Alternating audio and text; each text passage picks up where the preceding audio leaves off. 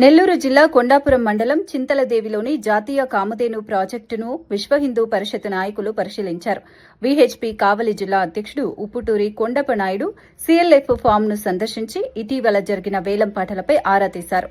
ఈ నెల 8న నిర్వహించిన వేలంలో ఒంగోలు జాతి ఆవులను దళారులు అధికంగా కొనుగోలు చేసి కళేబరాలకు తరలించినట్లు సమాచారం రావడంతో ఈ పరిశీలన చేపట్టారు.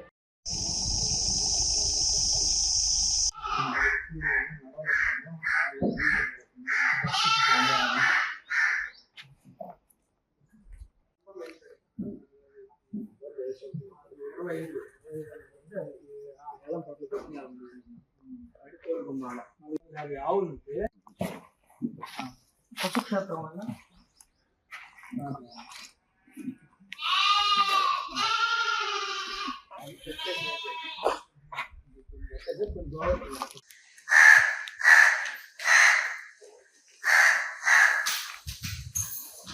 జనరల్గా తెలియని వాళ్ళు చూస్తే సార్ ఏ పిచ్చావులాగా ఉన్నాయి అంతే కదా తెలియదు కాబట్టి ఆ కొమ్ములు ఆ చెవులు ఆ మోడల్స్ చూసి